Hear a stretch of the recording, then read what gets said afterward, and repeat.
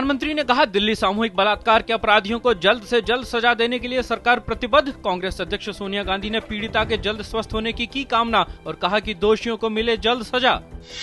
प्रधानमंत्री ने जल संरक्षण पर दिया जोर, कहा बेहतर भविष्य के लिए करना होगा जल संचय। नई दिल्ली में किया जल संसाधन परिषद सम्मेलन का उद्घाटन।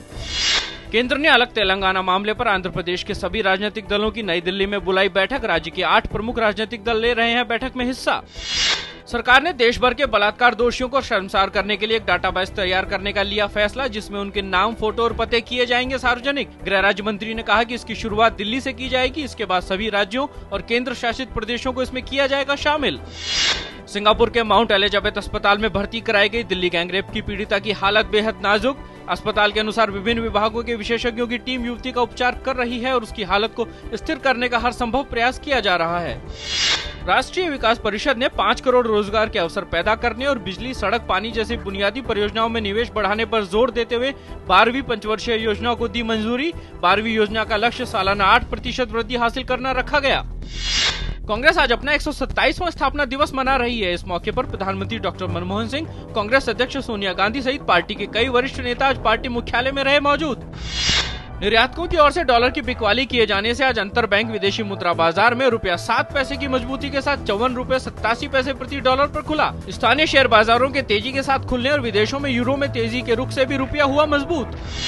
एशियाई बाजारों में तेजी के रुख के बीच बंबई शेयर बाजार का सेंसेक्स 96 अंक की बढ़त के साथ 19,420 पर खुला। निफ्टी भी 32 अंक की बढ़त के साथ 5,902 पर खुला।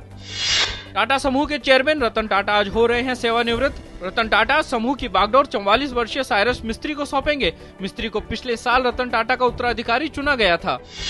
पाकिस्तान की पूर्व प्रधानमंत्री महरूम बेनजीर भुट्टो और राष्ट्रपति आसिफ अली जरदारी के पुत्र बिलावल भुट्टो जरदारी ने कल पाकिस्तान की सियासत में औपचारिक रूप से रखा कदम। इस मौके पर बिलावल ने कहा कि वह अपने मुल्क की हिफाजत करेंगे और लोकतांत्रिक व्यवस्था को तानाशाह और आतंकवादियों से रखेंगे महफूज। फिलिस्तीन के राष्ट्रपति महमूद अब्बास ने दी चेतावनी कि इजराइल में 22 जनवरी के चुनाव के बाद अगर इजराइल सरकार की तरफ से फिलिस्तीन शांति प्रक्रिया पर संशोधन को लेकर बातचीत नहीं होगी तो वह फिलिस्तीन प्राधिकरण को रद्द कर देंगे। राष्ट्रपति अब्बास ने कहा कि अगर इस तरह की स्थिति पैदा होती है तो उसकी जिम्मेदारी इजराइल सरकार की होगी। सीरिया में शांति बहाली के अंतर्राष्ट्रीय दूत लख्तर ब्राहिमी ने कहा कि सीरिया में 21 माह पुराने संघर्ष को समाप्त करने के लिए है वास्तविक बदलाव करने की जरूरत। इस बीच रूस के विदेश मंत्री सर्गेई लावरोव ने कहा, सीरिया में बदलाव कॉस्मेटिक नहीं होना चाहिए। गौरतलब है कि सीरिया के राष्ट्रपति बशर अल असद का मौजूदा कार्यकाल 2014 में समाप्त हो रहा है। अहमदाबाद में दूसरे अंतर्राष्ट्रीय T20 मैच में भारत और पाकिस्तान होंगे आमने सामने। पहला मैच 5 विकेट से गंवा चुकी भारतीय टीम के लिए मैच जीतना होगा जरूरी। पाकिस्तान ने दोहा में खेले गए Asian champions trophy hockey tournament के फाइनल मुकाबले में भारत को 5-4 से हराकर खिताब किया अपने नाम। उत्तरी भारत समेत देश के कई हिस्सों में इस वक्त गिरते पारे ने बढ़ाई लोगों की मुश्किलें।